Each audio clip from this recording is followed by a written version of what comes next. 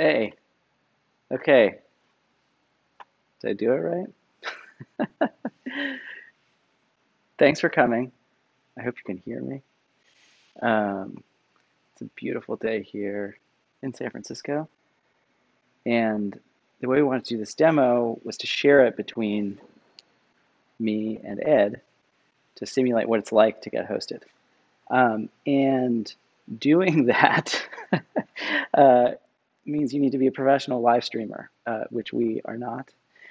Although we often joke that live streaming in a post-COVID world is like the only remaining occupation. So we're still getting better at being professional live streamers. But for this time around, we ended up pre-recording the demo portion of this just earlier today. So it's not completely insane or, completely, it's not like an Apple event. Uh, we're not going to, see different parts of the giant Tlon campus today. Anyway, I'm going to play back the demo that we just recorded a little bit ago and show you, talk a little bit about why hosting matters, and then show you, a bit about what we've built. It's fantastic to be able to show off publicly. We've been working on this for a long time, and I'm just so happy that we can finally just invite people into this system. So anyway, during the demo, I'll be in the chat. Answering questions, director's commentary. That's kind of the fun of, I guess, having it pre-recorded. And then we'll come back at the end and do a live Q&A then. So let's see if I can get this thing to work. Here we go. All right. So it's probably obvious, but we're here to talk about Urbit hosting, which is what Tlon has been working on now for quite some time. And it's exciting that it's working. We've been thinking about this for as long as I can remember, really, and have always known that hosting is an essential part of making Urbit easy for anyone to use. But to make this demo that we're going to do make sense, we'll get there as soon as we can. I want to give a little bit of context, starting with why. So why do we build Urbit? We build Urbit because we want to be able to trust our computers and rely on them and integrate them deeply into our lives. But if you're going to do that, it's never going to happen with the software stack that we have today. Today, our server-side software is so complicated that companies have to run it for you, which is why we live in this app-centric, service-centric internet, where people can't really explore what's possible with internet-connected computers. Instead, other companies, services, they decide what we get to do. From our perspective, we need a system that's simple, that's durable, and that's totally owned and controlled by the people that use it. I mean simple like mechanically simple. You can inspect all of Urbit's source code, take it apart, put it back together, and know everything about how it works, just like you could take apart this bike. We want it to be durable. We want people to be able to read Urbit event logs in 100 years and understand something about what life was like today, in the same way that I can look at these stone tablets. I certainly can't read this, but I can look at a painting, a book, and understand something about the past. And we want Urbit to belong to you just like your physical space does. I wake up in the morning and all my interfaces have changed. It makes no sense. If I woke up in the morning and my furniture was rearranged, it would be odd. Your Urbit belongs to you completely. You decide how it works, how it's organized, what goes where. And that's the only way we're going to be able to really commit ourselves to a piece of software or software stack. So let's talk about Urbit and Tlon, what this is technically, practically, and then how we've grown it, where it's sort of coming from, what are the organizations involved. So Urbit technically is two things. It's Urbit ID, a digital identity system, and it's Urbit OS, which is like a human scale cloud computing stack. Urbit OS is not a conventional OS, it's an overlay OS. It runs on top of the existing infrastructure to provide this new foundation for the future of personal computing. Use your Urbit ID to log into your Urbit OS that runs your application, stores your data, lets you connect with other people. But Urbit also is a decentralized system, so there's a bunch of different people involved. So when we say Urbit, we're kind of talking about something like the internet or Bitcoin. I mean, Urbit's young, but no one owns Urbit. No single entity controls it, and anybody can use it. So roughly, we're talking about the Urbit ID holders, of which there are thousands, providers, of which there are at least 3, and now there's also Tlon, core developers, this foundation that we're incubating, as Urbit grows and becomes more useful, decentralization is like a cellular division or centripetal force. The thing gets sort of pulled apart into all these different entities. Tlon is just one of them. Tlon, I think of as just a company that produces exceptionally high quality digital tools. That's what I wanted to do when I found Urbit, and I just felt like Urbit was the platform that was the most likely to support the best possible digital tools you could build. So Tlon, because it was around at the beginning, we own a lot of the address space. We're the original primary developer. So our incentive is simple. Think of Tlon as a business. We make Urbit useful, and that means we're able to generate revenue by selling Urbit IDs and services. If you want to think about Tlon sort of aesthetically or just, I don't know, what's the company like? I think of it as being kind of half Sony, half Chouinard Equipment. Sony in its heyday was so good at going from research and development all the way through to consumer product, figuring out how to make a transistor, building a transistor radio that can fit in your pocket. We optimize the interpreter and think about how the thing should be used. Then on the other hand, like Chouinard Equipment, which is a precursor to Patagonia, these guys were blacksmithing their own climbing tools so they could go climb big walls. Everyone who works at Tlon wants to leave the mainstream internet behind. So we build our own tools to get us out of this app-centric, service-centric world and into a world that we actually control. Let's talk about these two main tools we've been building in the last couple of years, landscape and hosting. You can think of these in terms of our roadmap. It's kind of the simplest way to do it. They serve two needs. We wanted to be able to use Urbit ourselves every day. We felt like, look, if we're not using this system and relying on it, there's no point in us, evangelizing it to other people. And two, then we need the means to invite our friends to Urbit, because using Urbit can be challenging if you're hosting yourself. So for us to use Urbit every day, we built landscape. And for us to be able to invite our friends, we built hosting. Let's step through them. So landscape is a unified communication and collaboration tool for groups that's calm and private.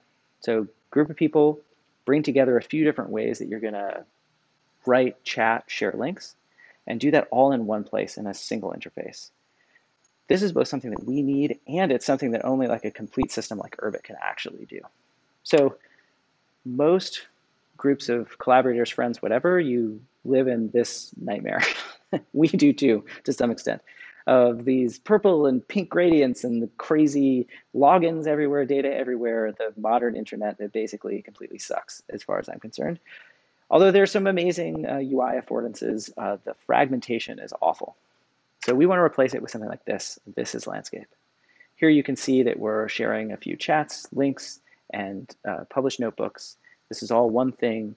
This is the version of landscape that should ship to the network next week. We've been using something kind of similar over the past 6 months or so. We really like it. The company lives on landscape all the time. So does the Urbit community. We're going to demo this in a second, so you'll see more of landscape soon. And then we've been working on hosting. And that's obviously what we're here to show you today, which is really just one thing. Just make Urbit as easy to use as any regular service. I often find myself talking to people about the woes of the modern web, and they're like, well, what's the alternative? And the reality is I can't recommend any alternative because there isn't anything that's easy enough to use that it's actually competitive. So I've always known we have to have hosting. You have to be able to just sign up and get on the network. The funny thing about that is it means that hosting is invisible. It means that it just cuts out all of the pain of self-hosted Urbit. In a way, that's also what makes it really exciting because it means that it makes Urbit capable of being ubiquitous or invisible in a way that hasn't been in the past. It's a lot of work that goes into doing something like that, and it's taken us about a year to pull this all together, at least at the level that we really like. But ultimately, it means that you'll see the demo is very quick, which is what's good about it. So anyway, we build Urbit to be this simple, durable platform that actually belongs to people. And because it satisfies these things, the main thing for us is that it feels like something you can really commit to. You can just use only Urbit. And as Urbit matures, that's more and more true, right? Just go delete all your other accounts, just use this one system. Other people should build other clients other than landscape. And ideally, there's a whole ecosystem of software that just commits all of your data to one place, which means that, yeah, you should be able to actually use it forever. Hosting means that ordinary people can, it's a practical alternative. And it's unusual. There's nothing quite like a hosted VM. There are things for programmers like AWS or Heroku or something, but hosting is unique. So I'll give a few examples of how it's really unique to maybe flesh this out a little bit. So in a service-oriented world, When a service shuts down, your username also goes away, right? Or you get, yeah, if you lose access to the service, you lose access to that username. In an Urbit-oriented world, you always keep your username, even if you're hosted. Your Urbit ID belongs to you. In a service-oriented world, you can download your data, but you get this zip file that you can't run because you can't run the service. In an Urbit-oriented world, you download your event log, you can run your Urbit yourself, you can migrate to another host, it doesn't matter, you can exit. In a service-oriented world, your privacy-centric friends use Signal or something similar, and your family uses Messenger. So now you have to use both. In an Urbit-oriented world, your privacy-concerned friends can self-host, and you can use hosting, but you guys all are on one network. You can even use different clients. So to sort of emphasize the security element of this, so first of all, Urbit's not audited yet. We're in the midst of an audit, so we don't say that Urbit is secure, and you shouldn't put anything sensitive in Urbit just yet. But it's certainly fun to play with in a slightly more informal way. We're not inventing our own crypto or anything, but anyway, until an audit is complete, we won't, don't think of it as secure. But once that audit is complete, you could think of self-hosted Urbit as being similar to Ledger or PGP, being really, really good self-hosted security. And then hosted Urbit exists in this interesting zone sort of between yours and theirs. In that, I can't download my Signal data and run it myself. I can't download my Telegram data and run it myself, but I could download my Urbit, run it myself, or switch to another host. It's pretty cool for a consumer service. So to make this visual, Tim May, cypherpunk, you can tell by his glasses that he runs Unix himself. This guy hosts himself. He cares a lot about privacy, and he knows how to configure his own server. These kids know that Urbit is the future, but they're running around. They don't have time to mess around with Unix. They use hosting because it's convenient and it's available from everywhere. So there's a waiting list for hosting up at Tlon.io. We want to make sure that we don't overwhelm our infrastructure, so we're onboarding people by hand for now. You should go get on the list. This hosting service costs something. We think that's a good thing. It means that we're not spying on you. We're not doing something else to make money. You pay us for the service that we provide. Anyone who gets on that waiting list before midnight will give this service to you at cost. Just whatever it costs us, we'll pass that along. So tell your friends, anyone who's been curious about Urbit, you should sign up. We'll onboard you as quickly as we can over the coming months. So the main thing, let's actually demo it. You don't have to take my word for all of this, but now maybe you have a framework to think about it. The way we're going to do this is I have a hosted ship, and I'm going to invite Ed to my group. So I got an Urbit going that's on hosting, and that means I can invite someone via email. And once I invite Ed, who will start spinning up a node for him in our hosting infrastructure, I'll try and set up a self-hosted Urbit just so we can see the difference between the pain of self-hosting and how easy hosting is. So here's my self-hosting checklist. I'm going to keep that on the screen here while I get into it. All right, let's call Ed. Okay, managed to call Ed. Got Ed sharing his screen even better. This is our first event as professional live streamers. Anyway, hey Ed. Yeah. Hey, how's it going? Hi, everybody. Tell people how you fit into this thing. Yeah, of course. So, hi, everybody. I'm sure you all remember me from the first stream presenting our last interface, and here I am again, about to run you through the next iteration of Landscape and the accompanying hosting interface.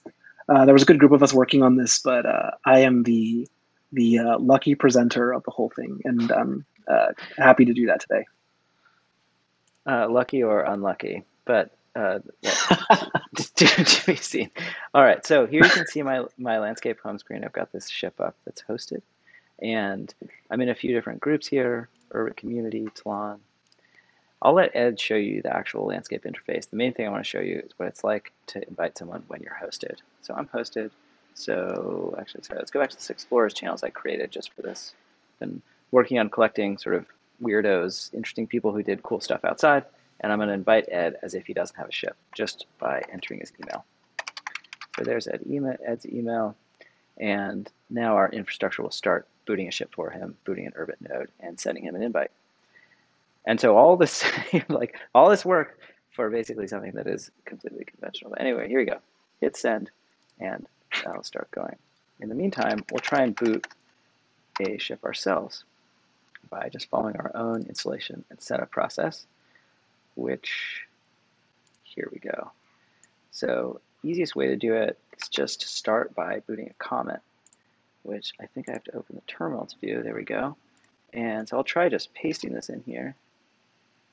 There we go. And right, I need to actually run it by creating a comet. So here it goes. Comet's just an anonymous identity, but realistically, if I want to get a planet, do this for real, I gotta figure out how to do that. So let's start with Urbit Live, one of the first people to sell planets, be a provider for Urbit onboarding. We'll probably disappear for an hour or so looking at all these different sigils. I don't know. This is the point where you'd have people vote or something. This one's cool. Looks like a fish. Oh, I need MetaMask. Okay. I have no idea what MetaMask is. And I'm pretty sure that once I get MetaMask, I'm going to need some crypto of some kind, right? I need ETH. So that means I got to go to Coinbase and like give them my driver's license or something so I can buy some ETH and wait a couple of days. Oh, Look what's popped up in the background. Wonderful. There you go. All right, I'm going to turn this over to Ed, but the magic of hosting is you didn't have to think about this very much. You invite a friend. It takes a couple of minutes, but pretty quickly an Urbit is ready to go. So we're going to swap. Yep. I'm going to sign off, and I'll come back at the end. We'll do a Q&A. All right. Wonderful. Over to you, man. Cool.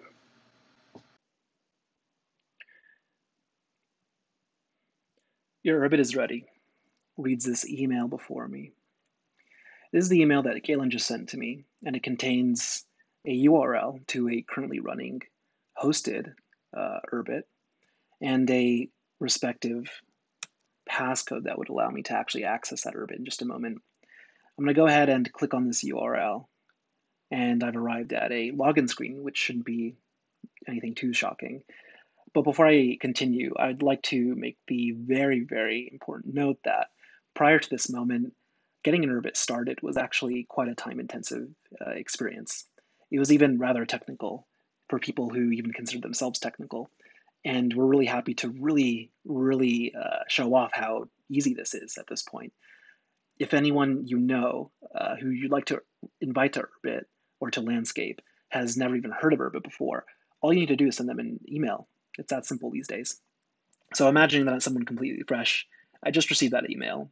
I followed the link, and all I need to do is input the code, and I'm there. It's a fresh, brand new landscape.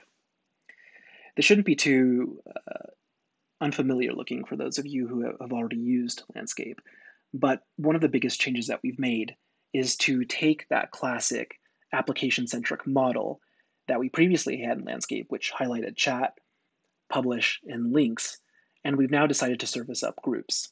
The friends, the organizations, the teams, the groups of people really that you actually use Urbit with.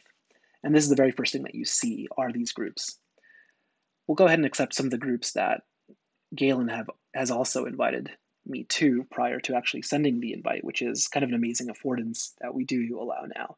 And I can get a little bit into some of the previously existing modules that aren't too different, but are good to refresh people who haven't seen Urbit in a long time.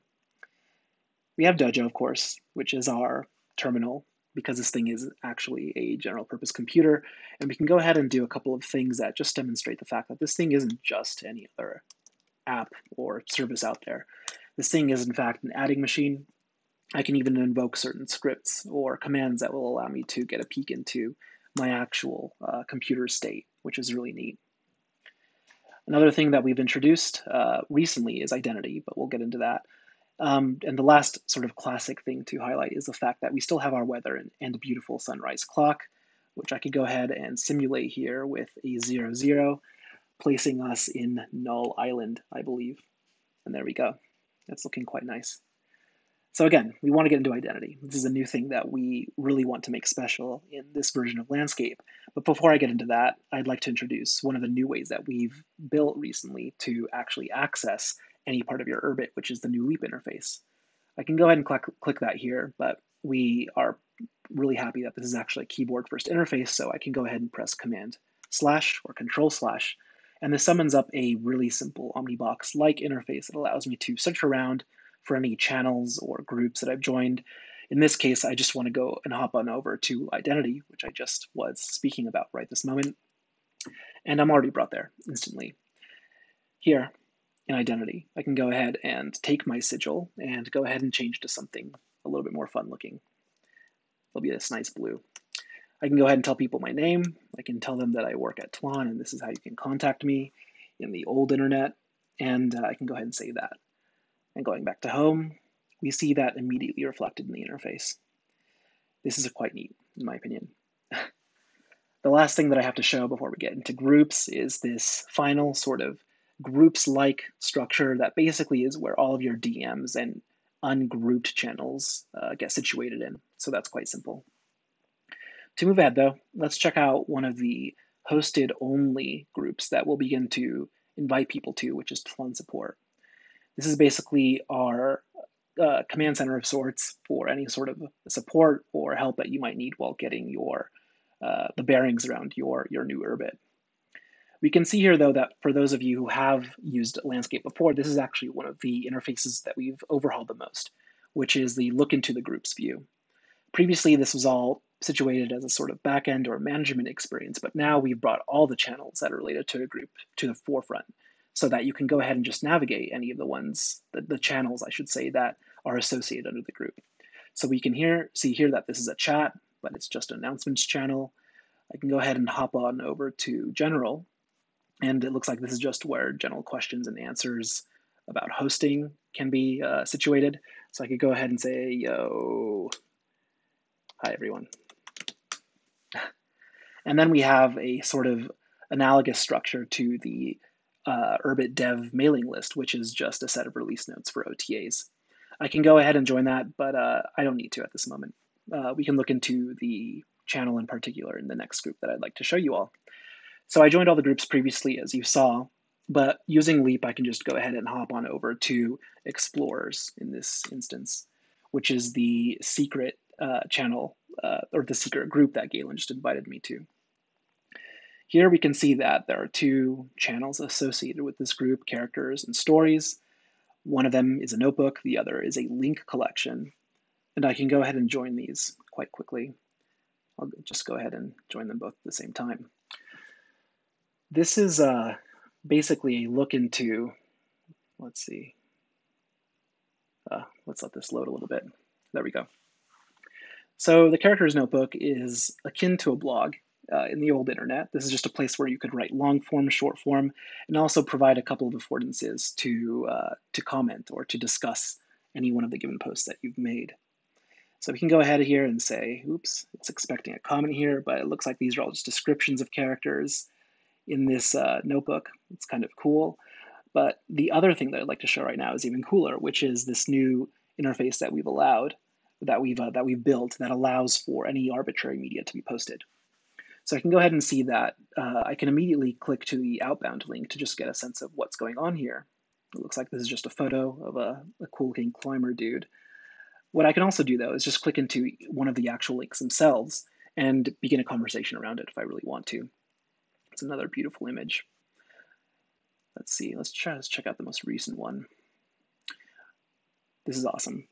And one of the things that we actually want to make note is that the customization options for your Urbit are only getting more deep by the day. This is actually a great example of how I can go about doing that, because all I need to do to begin to make my Urbit ever more mine is to click into this link that Galen had posted previously, copy its URL or its location, and I can use Leap to go back to my profile and settings, where I can actually go into my ship settings and then select a background for my actual landscape. So we have a landscape and a landscape. It's looking quite good. The other thing to probably note is the last channel that I've been invited to, which is the Urbit Index. This is a really cool initiative that we've started, which is just a zine-like structure. Again, it's a notebook that allows us to on a weekly basis, surface up some fun activity that's happening across the network.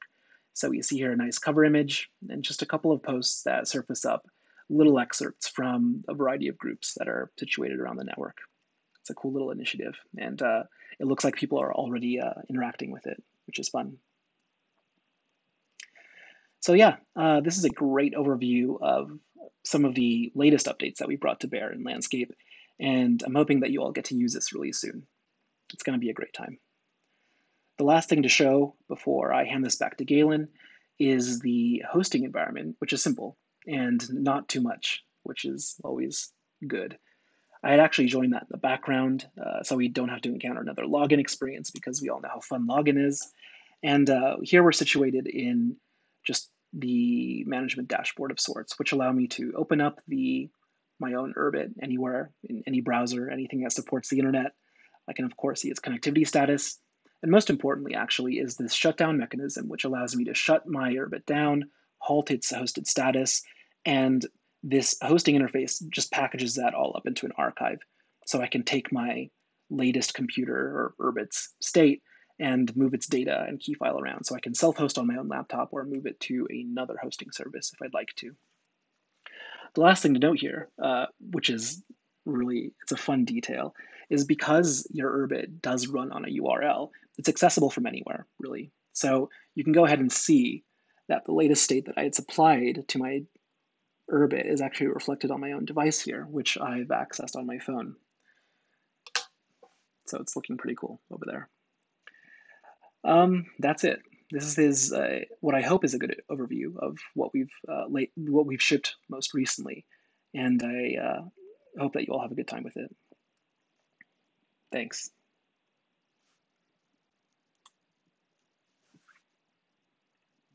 We're gonna come back. Okay, we're back. I'm gonna try and do some live OBS magic. Hold on a second here. So that we can keep a timer and don't lose track of time. We'll do questions for like 30 minutes or so. And whoa! Oh shit. It's okay. I think it's kind of fun to do this live. There we go. So we'll just put this in the top corner here and start it. Gotta do at least one weird thing in the course of these things. Okay, so we got 30 minutes to take questions. It's so funny to watch this thing be. Anyway, you guys are we're in the future, I guess, right? Whatever. We're about 5 seconds out. So let's see here. The first question was about security. It's basically what can we see, which is an important question. And I was probably the first question I wanted someone to ask. Basically, Tlon people use broken phones to reduce e-waste. At least that's it. I'm answering for Ed, but I thought that was a good Yeah, answer. that's exactly it. Okay, so let's see. Question was about security. I'll answer that one first. So what can we see? What can we not see? When we run a peer, we're running it it's just a Kubernetes infrastructure, really, that's somewhat custom to be able to run this custom VM, right? And so we actually don't store your key, although it's in your event log somewhere, and your logs are just your Dojo logs, are the only things that we're actually logging. So in order for us to provide support, we want to be able to access the instance. We're working on some stuff to make it really explicit when we do access the instance and make it clear when we are asking for permission, basically, to inspect something or change something. Like we would obviously go back and forth with you. But basically, your Urbit event log contains your management key to boot the ship. So technically, sure, someone with some effort could go and inspect the data that you have hosted. So this is the whole sort of Tim May versus Met Gala attendees distinction. Basically, if you're someone who cares a lot about privacy, the most private way to run your Urbit is in your closet. I guess the one step up from that is run it on your own VPS. And then if you're like, well, it's more or less the same as the security that's granted to me by running my own AWS, it's just less control. I would use hosting where, sure, you can be compromised, basically. Like, certainly if you have state actor enemies, don't use hosting. But if you want the convenience of my Urbit is available from anywhere, use hosting. Happy to answer more specific questions on this if that's not clear. There's one. Can you still hear me right now? Yeah. Okay, cool. Yeah, there's one that I scrolled up and saw about. It was a good question. Whether or not you could actually upload an existing ship to Urbit hosting, and the answer to that is yes. Yes, of course you can. Yeah. Can you do that now, though? I don't think you can do it quite yet. Eventually, yes, we want to be able to do that, though. We'd also like to be able to host supernodes. So if you're a star owner or even a galaxy owner, we'll Exactly. hopefully get into the business of supporting sort of like more heavy-duty node operation. Um, but yeah, I personally really want peer upload. We've been working on it for a while. It will happen eventually, because I'm currently hosting my own ship and would prefer to have it hosted actually. Let's see here. What else have we got? Is this hosting control interface? Yes, that hosting control interface that is kind of like the way that you manage your relationship to Tlon. Um, and so that's actually just hosted on Tlon's website. It's not even a part of Urbit. There will be some custom stuff that we sort of we send some messages to Urbit and say, hey, you're hosted. That's how I can do that inviting thing. But other than that, none of it's actually on Urbit. Let me see here. Take my money. Okay. Ed, you want Rob's money? uh, uh, how would you explain Urbit to a 5-year-old? It's this. I don't know. Ed, you want to take that? That's a good question. I love that question. Yeah, no, this is a really good question. I feel like I cheat with this because, like, I tend to take an approach where the answer unfolds over time, depending on their curiosity. So my go-to answer is it's just a computer, and depending on whether you're a nerd or just a normal person, you'd either accept that or continue to dig. But I think it's like a good way of encapsulating a lot of what the project is. Although it is obviously much more than just a single physical computer. It's kind of like a good way of breaching it for me, at least, just for other people. I just think it's like you get a secret code name and you get to talk to your friends. Yeah, It's it's like a magic incantation, maybe. Yeah, exactly. It's a magic internet. Someone asked if this thing works on your phone. Yes, it actually works nicely on your phone. I do something where As of right now. Hmm. I just make it something on the home screen. Um, and yeah, it's pretty good. We'll work on doing, I'd like to do something native and something with notifications. We're thinking we'll do Yeah. I don't know, yeah, there's a lot of work to do on mobile, and we'll do another stream, I hope, soon about some upcoming landscape updates in the next couple weeks, month or so. Um, Mhm. There's actually a linked question to that, which was asked by Charlie. Are there any plans for Tlon iOS, Android landscape apps? And yeah, the answer to that is that's something we do plan on working on. Although I do know that actually, as a sort of addendum to that, there are a couple of people in the community who are already using Airlock, which is our ability for other external languages to interoperate with an Urbit and use it almost like a Firebase. I know that there is an iOS app that's been written in Swift that interacts with your Urbit if you download it. yeah, It's or pretty it's cool. called Ursus. We can link to it in the description or something. It's pretty cool. I've only seen screenshots and looked at the code a little bit, but it's promising. Yeah, I haven't Um, tried it out either. It looks cool though. Kingdon asks, um, can we borrow your tech to host our own Urbit on our own Kubernetes? We would like to open source it's called the operator, I think, which is basically just the system image. There's a bunch of the automation stuff that we'll probably keep for ourselves. Hopefully you don't no hard feelings.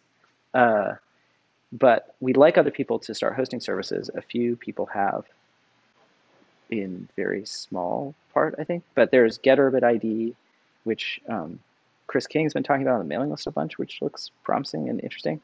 And then I think Planet Market and maybe Earth, maybe soon, have been doing it like informally.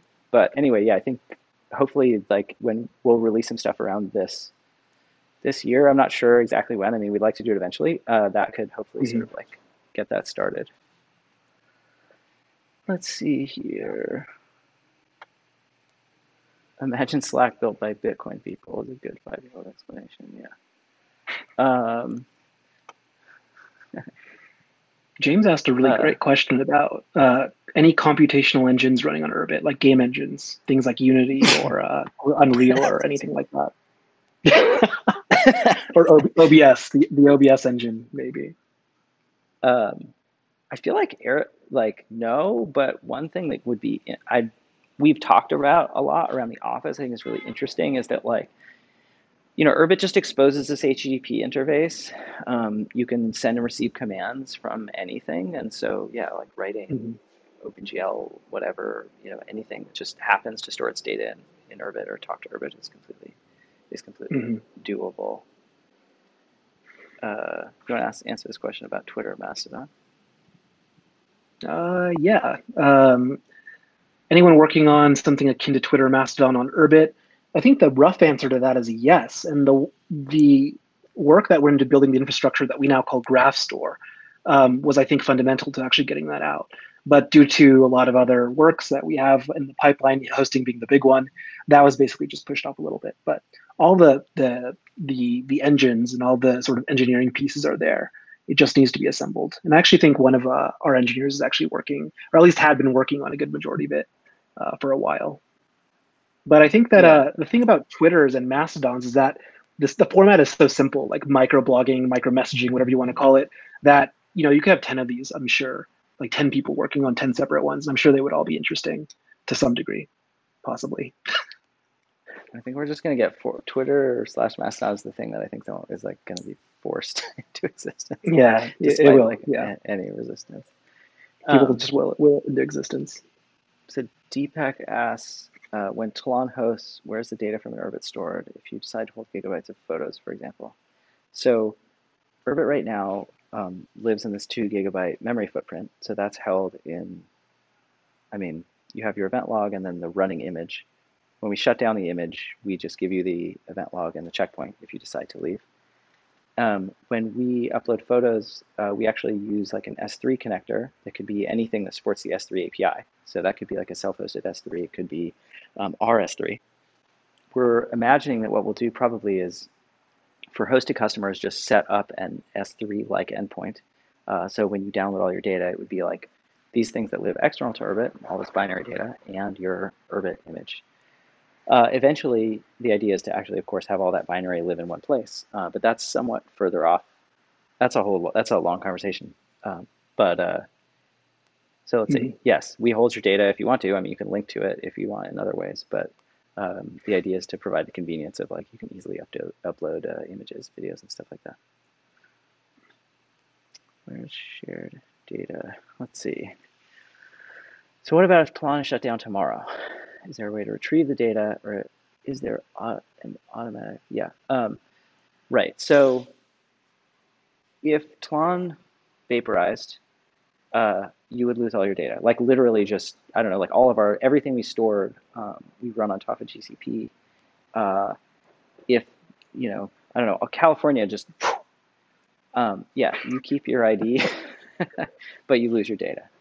Um, if we were like going to run out of money, we don't really have any incentive to like disappear with your data. We just ask you to download it, and would probably automatically export it all and somehow and try and get it back to people as best we possibly could. Um, that's the simplest answer. Yeah, we have no interest in Mhm. like holding onto your data. So let's see, where's shared data stored? How is it encrypted? Are there dependencies on centralized establishment gatekeeper that can limit access? Um, let's see. So we'll do this piecemeal. I mean, if Ed and I are in a chat with Holly DZ, and Holly started the chat, then Holly's storing all the messages, and Ed and I are sending our messages. We're encrypting them and sending them directly to Holly, and the three of us basically, anytime anyone sends a message, it's like we mirror the state back and forth. Um, so, what are the encryption algorithms? I'm pretty sure networking is all 2551 curve 25519 off the cuff. I can't really remember to be honest, but you can go look at the source certainly. Um, there's no, I mean, I'm not really sure exactly how to answer the second question. I mean, if all of our Urbits are running on top of AWS, then I mean, sure, like they're subject to AWS letting us run them. I mean, basically, like anyone who's hosting your Urbit is subject to the laws in the jurisdiction that they're in. The content you have on there is encrypted, but of course, if they suspect that you're breaking laws, like you're in a different situation. So anyone who's very sensitive to those issues should host themselves. which is, yeah, much more equivalent to like using PGP on your local computer. Uh, but yeah, I Mhm. mean, it's different in a hosted environment. Hopefully that makes sense. Um, but the idea is to sort of provide the same ease of use for, like in terms of like user experience, no matter where you're hosted. Yeah. Let's see. There's a semi-related, I guess maybe a tangential question that was up the scroll that asks Urbit ID as an authentication vector. And I think Yeah. the answer there is absolutely yes. There are a good deal of projects, I think, that are either started as grants or are currently being initialized that basically are routes to using Urbit ID as a bit more of a widespread authentication mechanism. One of the more unique projects to this degree is this individual who is basically using an old MMO client and using Urbit ID as a mechanism by which you would create accounts with that sort of private server MMO environment. So using Urbit ID, you could log in with mine, for example, Fabled Faster, and I could have a character waiting for me at the end of that. So that's one of the weirder ones that I'm really excited to see where that goes. But this could be very widespread. We could imagine authentication venues basically embedded really anywhere. It's just a matter of someone building them. Yeah, log in with Urbit or like log in with Urbit ID, I think is kind of certainly like if Urbit continues to be successful is almost like an inevitability. Um, I also like this idea of these kind of different tiers where at first, like maybe you only have an Urbit ID that you use to log into other services. Eventually, you actually spin up a node and you have services reflect their data into your Urbit because you want to take ownership of it. And maybe you only use a host to back up your data. So you're just like periodically pushing checkpoints to a host or something along those lines. And then eventually, like, okay, you're like, I actually, my social life lives on Urbit, and you end up like signing up with a host and using an actual Urbit interface and so on. That's like Mm-hmm. kind of abstract and far off, but I do think that as Urbit grows, you'll get like a more like the gradient of engagement with Urbit. It's not like right now where it's like you use landscape wholeheartedly or not. Mm-hmm. I think it'll be more. There'll be a lot more, a lot of different ways in, basically. Yeah. Um, There's, there's another one right here that I think would be good to bring up because it is so often asked, and it relates to discoverability or discovering other groups. So the question is, how do you connect to other groups if you don't start a community? how do you connect to other groups if you don't start a community? Well, how do you connect to other Telegram channels if you don't know anybody? uh, I think that uh, I mean, the image that I have in my mind is that if any of you in the audience have walked into a cafe and you see that cork board and there's like yoga classes, there's like a spin class, there's a fencing class, there's a class that teaches you how to box. I get the sense that in this stage of landscapes development, and certainly how we think of groups, is that you basically encounter these if you encounter them. In a very sort of literal way, uh, groups as they stand are almost like little caves that are sort of situated sort of in the bedrock of a vast mountain face. And it's really up to you to discover them, really. We haven't really leaned into or are developing any sort of um, very explicit discovery mechanism, but purposefully so. yeah, there are all kinds of pitfalls with discoverability. If you want to see what they are, you should go sign up for Twitter as a new user and look at the recommendations that they give you. It's so sad. Uh, we've hacked around this like a little bit with what the index that Ed was showing. So like trying to kind of curate some of the content that we see, but we don't even really see everything that happens on Urbit. I think that Hmm. individual stars and group owners will start to like communities will kind of like become fractal and then there will be sort of like center points of communities that actually contain many other communities that will syndicate a lot of content. And I think that'll just happen naturally. It's a little bit painful in a new network. Yeah, like if you don't know anybody, all you see is Urbit Community. And so I think in these early days, that's why we're so focused on like making sure that people can easily build communities and onboard their friends and sort of start new things. That's like the Hmm. most exciting, most promising thing to me. Yeah. Discoverability can be weird. I mean, I don't know where you draw those lines, like where you make those categories up. It's super strange. Yeah. Um, when Urbit TLD, you pay for it, we'll use it. Um, is there a way to periodically back up your data? I think I answered that before. So hopefully, yeah, eventually you they're just offering a backup service is like an interesting idea for a host. What is the vision? Oh yeah, this one's interesting. What is the vision for the future of a website on old internet? I'm not exactly sure what you mean. I like what you're getting at. Uh, do you want to feel this? I think there's something to Um, like the, yeah, go ahead. yeah, maybe.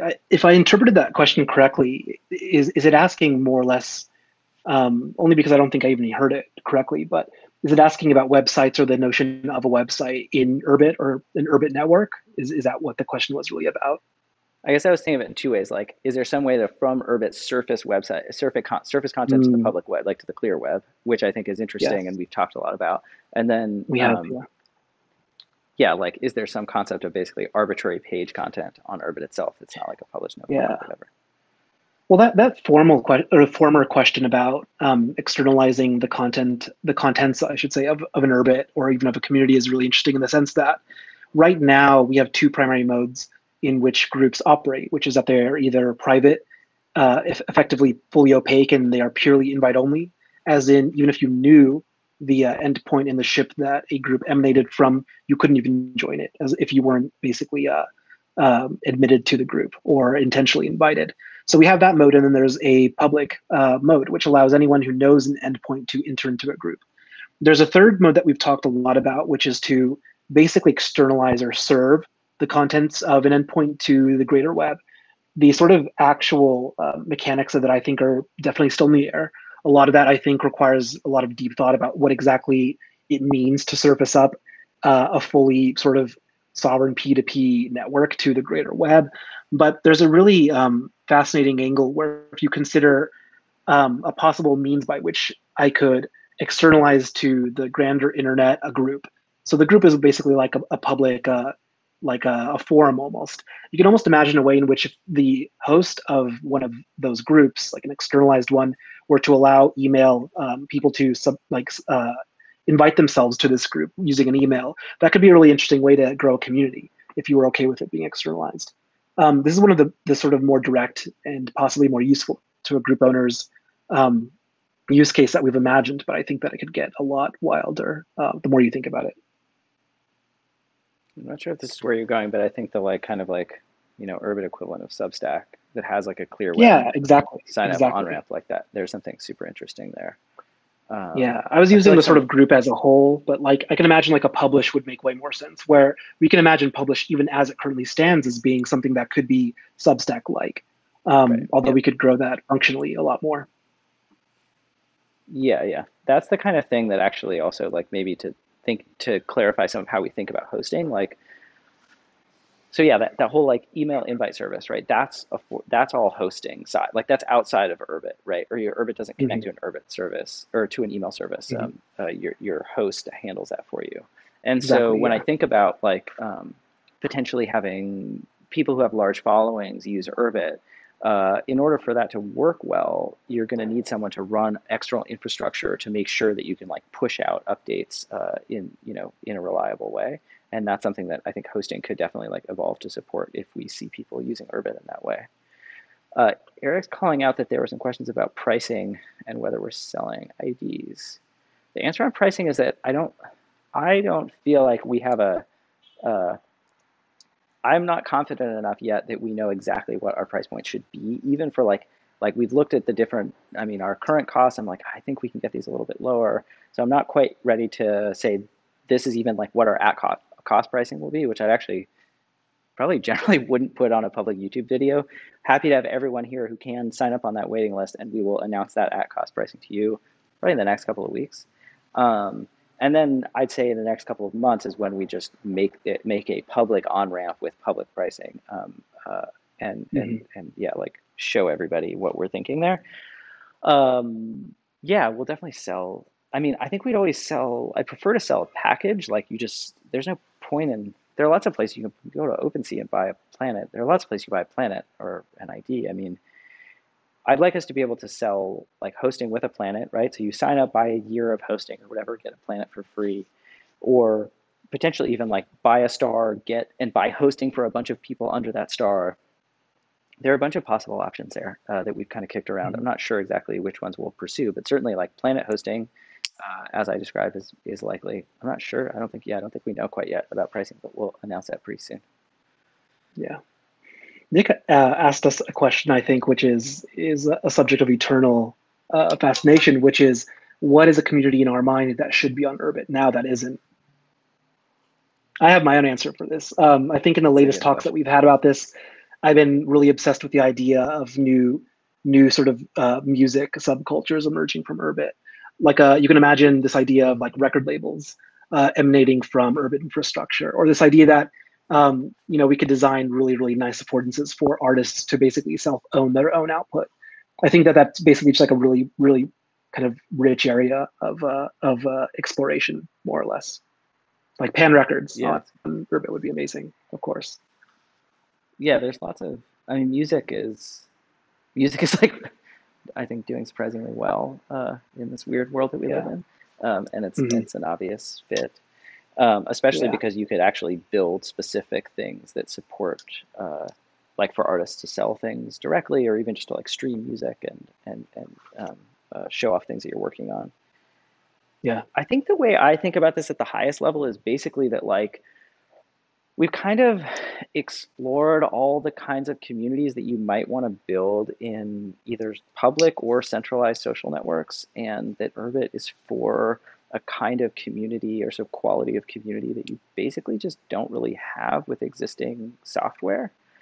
So one thing that I really wish existed is basically Nextdoor. So the Nextdoor is this social network just for you and your neighbors. Um, that was not awful. So there's a lot to basically physical social networks, like me and the people around me, me and the people that I work with, me and my neighbors, me and my people in this Hmm. town, whatever. Um, Yeah. Yeah. but there are all kinds of pitfalls about how you authenticate those people, how those people register their usernames, and so on. Hmm. So that might be just one way of like the categories of communities that I hope that people will build. And I think landscape in some ways is much looser than that. Like we don't have some like like way that you authenticate yourself by where you are or whatever.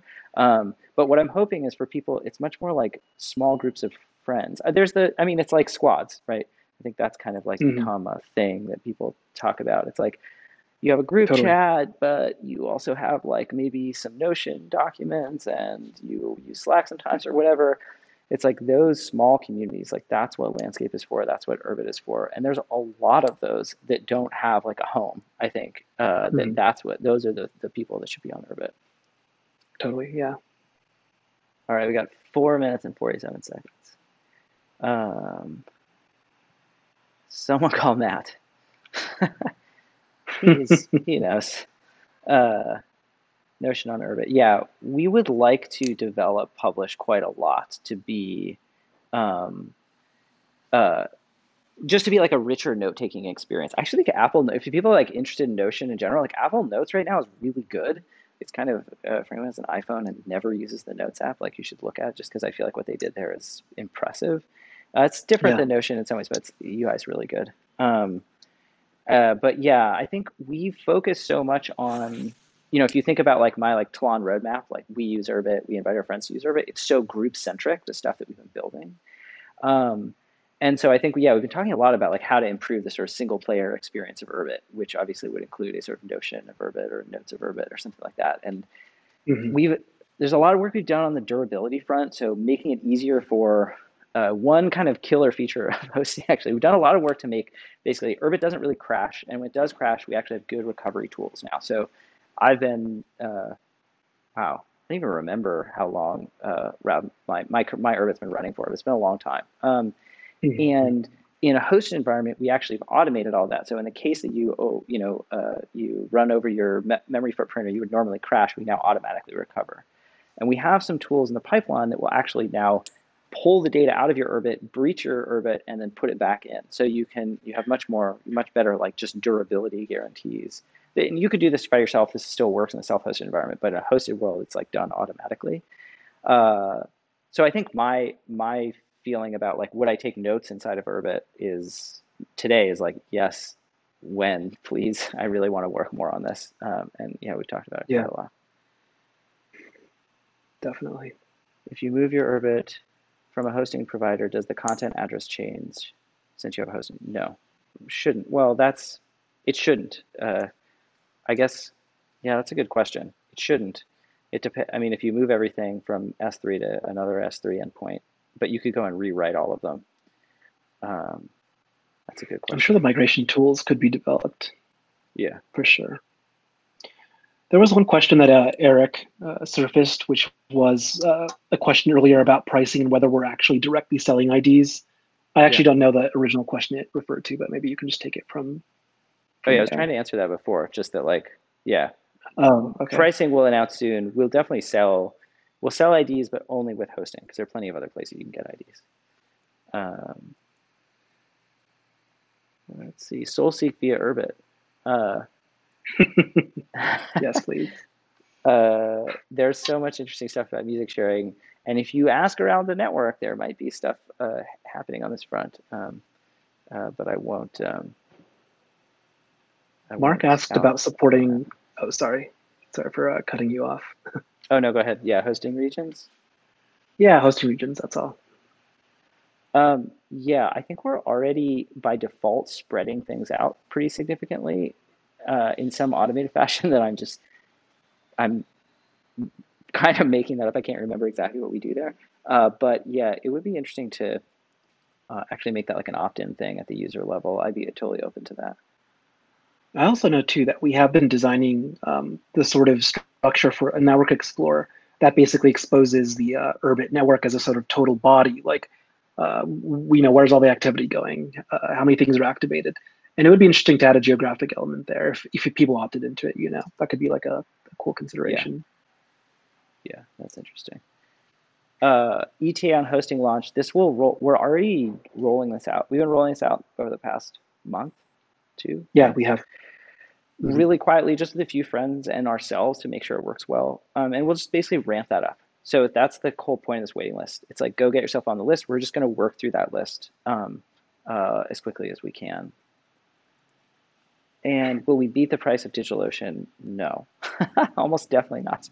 Uh, in part because Urbit is memory intensive, so it's somewhat expensive. You can almost definitely self-host Urbit cheaper than we can host it for you with good support. So no, hosted Urbit will likely be, if you're someone who would self-host, it's going to be cheaper for you to self-host. Oh, I wonder if anyone can hear that, but I can hear that timer making noise. Anyway, it's a fine No, we place to can't hear end. it. Oh, at We least want I to can't make, hear it. we'll say we want to make hosting worth it. This is a simple, We this is a do. We simple do. answer. Yeah. Um, Landscape is going to get really good. We ensure it. yeah, I mean, it's good. We've made a lot of progress, I think. Wait, I want to answer this question because it's a good question. And Urbit is definitely some kind of resistance. It's resistance against being trapped inside this horrific, unending indoor mall of the internet, uh, which I can't wait to leave behind. Um, thanks everybody for making it today. It's nice to see all of you here asking good questions. Um, Mhm. hop on the network if you can. Self-hosting still certainly works. We're there to answer questions anytime. Oh, I probably skipped a lot of questions in the Urbit chat. I'm just looking at YouTube, which is ironic. Anyway, I'm sorry if we didn't get to your questions, but we'll try and get back to them in the chats. Um, so yeah, nice to see you all. Thanks for being here. We'll Yeah. see you Thanks, soon. everyone. Mhm. See you guys.